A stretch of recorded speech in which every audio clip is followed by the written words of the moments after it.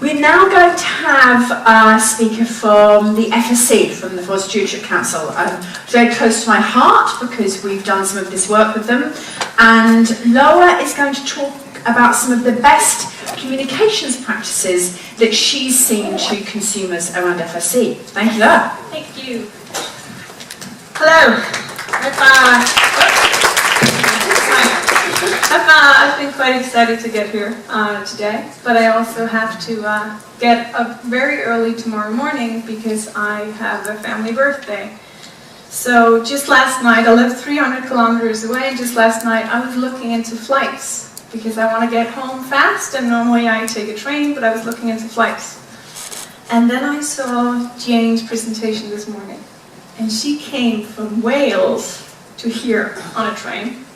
I thought, shit.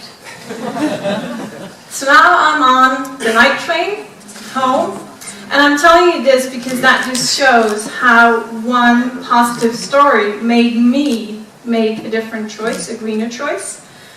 That's the power of stories. And I hope that I, with this presentation, can inspire more of you to share more of your stories.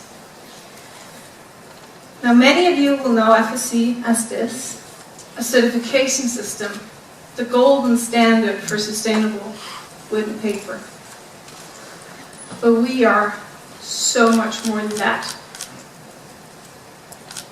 We are a shared vision for this world. We're a global community. We are a unique democratic structure that gives very different interests an equal voice. We are, in fact, the incarnation of CSR. We are both IKEA and WWF. We're also the Samis and the Maasais. We stretch from Norway to Nicaragua, and we work with mutual respect and learning to bring local solutions to global problems. And that makes us a framework for positive change. We work for a world where we solved the climate crisis. And we work for a world where we have respect for communities and for people. We work for a world where forests and animals are no longer disappearing, but are actually thriving. And we work for forests for all, forever. So in many ways, we tackle those issues that we all know that we have to address. We all know that we have to do better. We all know that we have to do more. And actually, we tackle 13 of these different goals. And all of you also know that we have to do better and that we have to do more.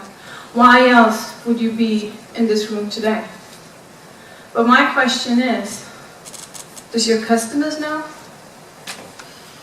I've done a quick and dirty survey of all the companies that registered for this conference and are in this room today. Or actually, I had my interns do it. But what it showed was that only a third of you use CSR actively in your marketing front and center as part of selling your core products. A third. 11% they couldn't even find online. That's pretty sad, so we'll leave that. But 50% of you either had separate, detached CSR websites, or a CSR report that was buried somewhere, or nothing online at all. 50%. I don't think that that's good enough anymore. If you want consumers to become loyal advocates for your brand, you will need to start talking more about purpose. You will need to put that front and center. Why? Well, because you probably want to go to these guys, the aspirations. They are now the largest consumer group, both on a global level and on the largest markets that I know you all want to tap into.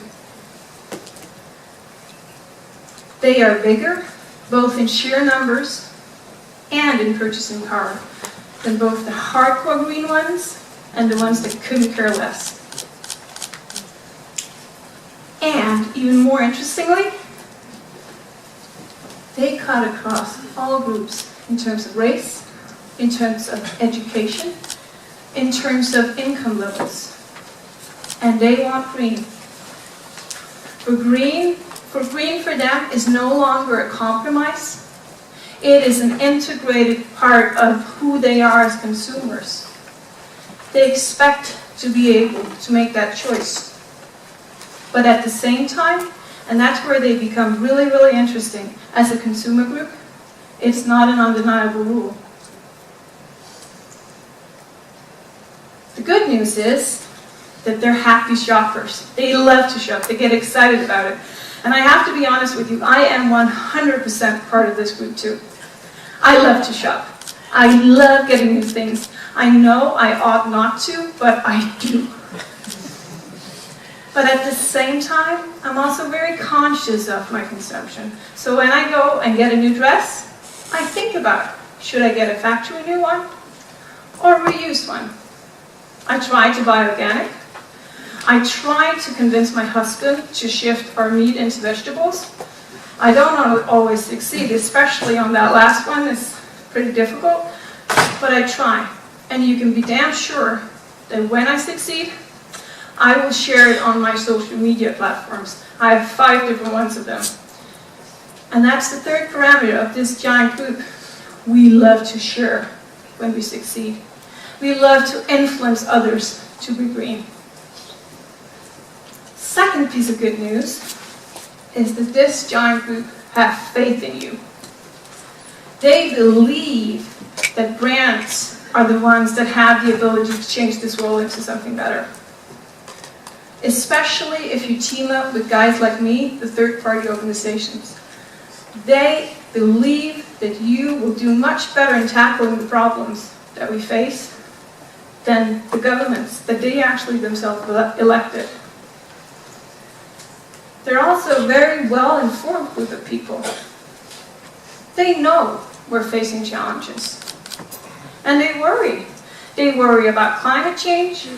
They worry about social issues. They worry about how we will tackle these things. And they want to chip in. So when you combine that very high level of trust with that very high level of concern, you will understand that they put the world on your shoulders. They expect that you will have control of your supply chains, you will know exactly what's going on, and that you will bring them products that are safe and that are fair. And they expect for you to reach for the stars in terms of which ambitions you have for this world. So to get to me and to get to this giant group, we need to know who you are as a brand. What are your values? What lies behind whatever product you release? How will you attempt to change this world? So in other words, for the 70% in this room that's not connecting your CSR with your core products, we need you at the table. The time has passed when CSR is something that we bury in a report somewhere. It is no longer enough to have CSR run as a separate track over here, and then we have our core production over here. And that does not mean that you have to go home and reinvent your entire companies and do something completely else than you're doing today and do completely different products. That's not what I'm saying. I'm saying you need to look inside yourself. You need to figure out, why was this company put into the world in the first place? Why were we here? Why did our founders make us? And I bet that in the heart of every company in this room, there was a wish to bring something new into this world that would make it a better place, a more functional place. Now that is your why. And that's where your marketing strategy start, and that is where your CSR strategy should start as well, because the two are now the same. Now you probably realized by now that if you ask me, a pretty product video will no longer be enough to get to me and to all of my peers. It might get you good sales here and now, but it will not get you loyal customers. if you want me to stick with your brand, we have to know how you tackle the issues that we care so deeply about. We have to know what you're doing with climate change, what you're doing with social issues, or whatever fits your brand best. Now, I've hoped that I've managed to convince just a few of you to go home and say, we need to move those two things more together. We need to do CSR as part of our core business. And if I have, I'm quite sure that you will get into your boss's office and you'll be like, and there will be 3 common roadblocks that you will stumble upon. And I'd like to take you through what to tell him so that you can get past them. Roadblock number 1. Our customers don't ask for green. We have no intel that they want green, so therefore they don't want it. I hear this quite a lot. They're happy shoppers, so they won't tell you that they want green, because if you have a nice product, they will buy it anyway. Before coming here, I wanted to look nice, but I also wanted to be green, so I bought 10 different sustainable dresses. None of them fit. My husband actually said to one of them, "You look like a bag of potatoes." So, I went with this one instead. I have absolutely no clue where it comes from. Had I known, you can be sure that it had been on my Instagram and on my Facebook several times. In fact, just like I had to post this on my Snapchat today when I made that green choice that Jane made me do. And it's the same for your consumers. If they know the CSR profile of your product, they will post it online. And they will probably tag you as they do.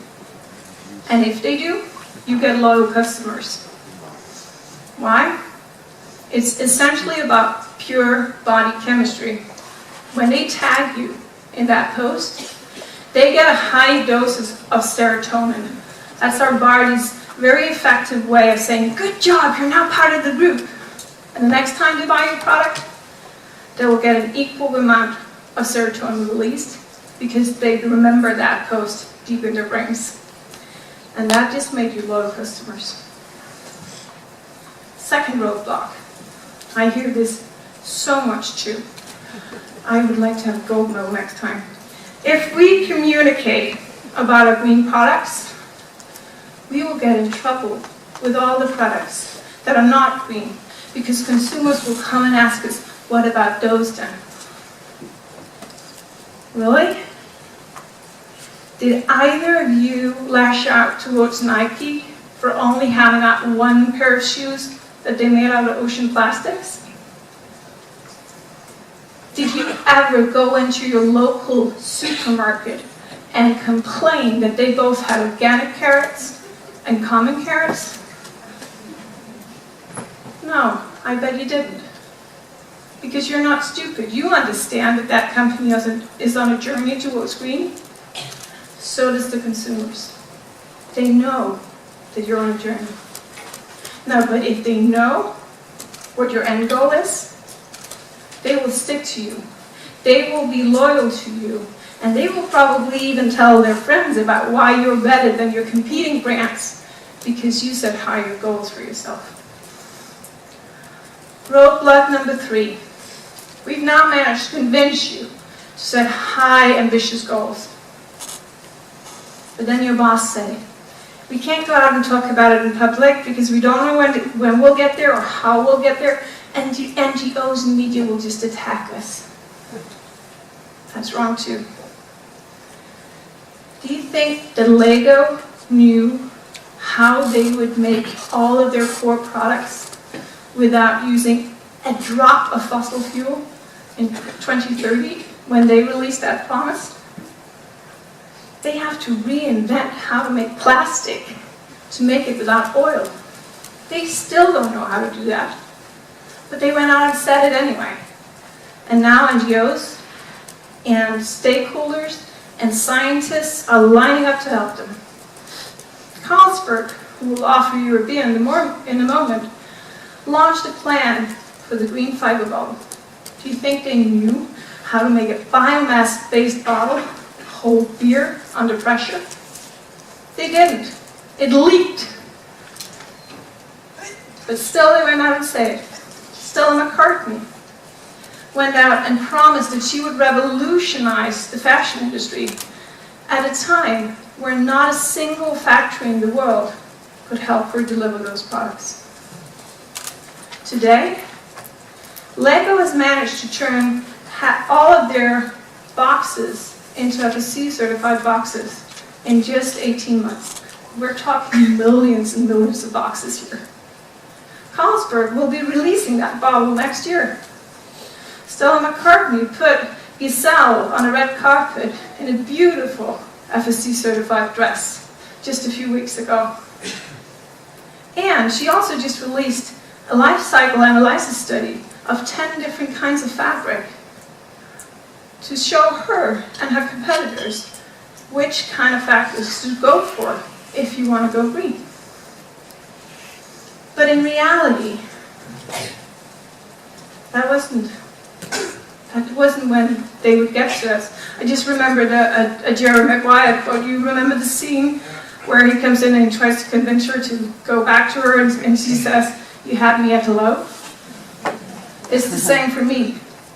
They had me as a customer when they released those ambitions. Because for me and my fellow aspirationals, it is not about how you'll get there. It's not about the details.